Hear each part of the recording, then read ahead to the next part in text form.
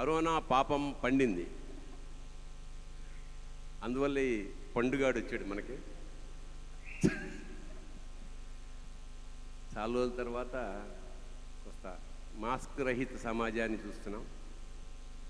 చాలా సంతోషంగా ఉంది. రాఘవేంద్రరావు గారి గురించి నేను ఒక పోయం రాస్తూ, ఆయన చూపు పడితే ముళ్ళు పూలవుతాయి, పుళ్ళు పళ్ళవుతాయి, ముళ్ళు పువ్వులవుతాయి, పువ్వులు పళ్ళవుతాయి, సామాన్యులు సూపర్ స్టార్లు అవుతారు. ఇందాక ఈ ఆరంభిస్తూ మా అమ్మాయి చెప్పింది, మాతో కలిసి నటించి మమ్మల్ని వదిలి వెళ్ళిపోయిన రేలంగి గారి నుంచి ఈనాటి ఎంఎస్ నారాయణ వరకు వాళ్ళ ఫోటోలు వేయడం నిజంగా గొప్ప నీరాజనం మా కమెడియన్స్కి. ఒకసారి నాకు ఇంత హాస్య సన్నివేశంలో కూడా హృదయం ఆర్ద్రం అయిపోయింది. ఎందుకంటే వందలాది సినిమాలు చేసాం వాళ్ళతో గడిపిన క్షణాలు, వాళ్ళు పండించిన సన్నివేశాలు నిజంగా చాలా. రాఘవేంద్ర గారు రియలీ ఇట్స్ వాళ్ళ tribute to those great souls.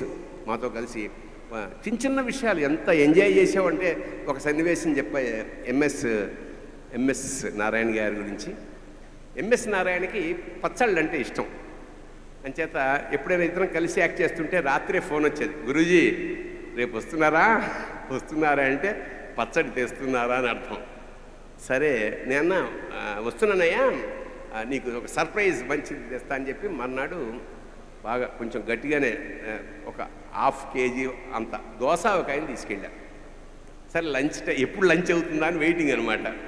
అయ్యాక ఇద్దరం కూర్చొని తింటున్నాం. ఇగో నీకోసం తెచ్చా అంటే వాసన చూసే కింద పడిపోయాడు.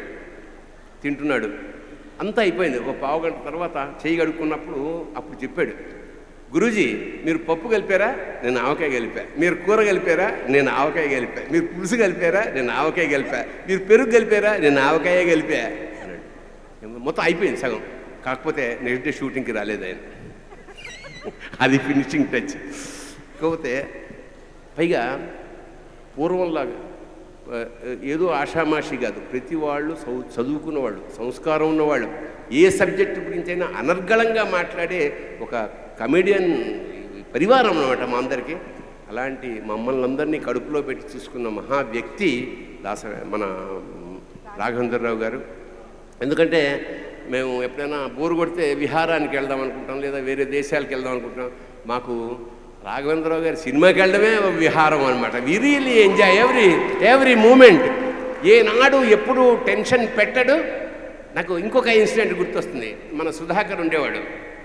సుధాకర్ గారికి ఒకసారి ఏదో గురువారం ఊరు వెళ్ళిపోవాలి ఇట్లా అనుకుంటున్నాడు అన్నమాట. ఏంటయ్యా ప్రాబ్లం అన్నాడు. లేదు సార్, మన సుధాకరు గురువారం ఊరు వెళ్ళాలట ఫ్యామిలీతోటి అని. అవునా, అది పిలిచాడు. ఎరా నువ్వు వెళ్ళాలా అంటే అంటున్నాడు. కొన్ని బుధవారం పంపించేస్తే నీ పరిస్థితి అంటున్నాడు. సార్ బుధవారం అయితే మండే పంపిస్తే అలా ఆఖరికి ఫైనల్గా ఏం చేశాడంటే 4 క్లోజ్ తీసిపోమన్నాడు. అంచేత ఇంత మొత్తం ఇండస్ట్రీలో ఆర్టిస్టుల కష్ట సుఖాలని ముందే తెలుసుకుని అడ్జస్ట్ చేసే మహానుభావుడు మా రాఘవేంద్ర. శతకాలం అది మమ్మల్ని చల్లగా జీవితాంతం ఉండాలని మనస్ఫూర్తిగా కోరుతుంది. ఇందాక మా రవి చెప్పాడు, ఆనందం ఆర్ణవం అయితే అన్నాడు శ్రీశ్రీ. ఆర్ణవం అంటే సముద్రం, ఆనందం ఆర్ణవం అయితే దాని మనుష్య రూపం రాఘవేంద్రరావు గారు. అంతే. అందులో నాకు నిజానికి వాళ్ళ వేరే ప్రోగ్రాం ఉన్నా కూడా ఈ గంగలో ఒక పురుషుడు నీళ్లు తాగేసి ధన్యుడు అవుదామని ఇక్కడికి వచ్చాను. ఇది రాఘవేంద్రరావు గారి గురించి. అలాగే సీపాని, అతను మంచి రచయిత నుంచి మెల్లిమెల్లిగా ఇవాళ పెద్ద దర్శకుడి స్థాయికి ఎదిగి ఈ సినిమాని డైరెక్ట్ చేశాడు. పక్క నుండి ఆయన ఆశీర్వదించాడు. అలాగే సునీల్ ఎలాంటి ఆర్టిస్టో మనందరికీ తెలుసు. ఎన్ని రకాల వైవిధ్యమైన పాత్రలు. ఇందులో చాలా కాంప్లికేటెడ్ వేషం, బయటికి పండుగ అనిపిస్తుంది కానీ లోపల రగిలిపోతూ ఉంటాడు. అలాంటి మా సునీల్కి, ఈ కొత్త కమెడియన్స్ అందరూ అందరూ ఎవరైతే ఇక్కడ చూపించామో వీళ్ళందరూ ఆ పాత తరపు టార్చి పట్టుకుని ముందుకు దూసుకెళ్ళిపోతున్న నెక్స్ట్ తరానికి నేను అభినందనలు తెలియజేస్తూ, ఈ కథ మా శిష్యుడు జనార్దన్ మహర్షిది మాటలు. సో వండర్ఫుల్గా రాశాడు. మీకు తెలియని రహస్యం ఏంటంటే, ఒకప్పుడు దీన్ని నేను డైరెక్ట్ చేద్దామని కొంచెం సరదా పడ్డాను. కారణాంతరాల వల్ల చేయలేదు. సరే, ఆ వెళ్ళడం మంచి వాళ్ళ చేతిలోకే వెళ్ళింది భావిస్తూ ఈ సినిమా మళ్ళీ బ్రహ్మాండమైన విందు భోజనం విత్ ప్రతి విస్తరాకు పక్కన ఒక అద్భుతమైన పండు కూడా ఉంటుంది. శుభం భూయాత్, శివోహం. అద్భుతం. Thank you so much sir.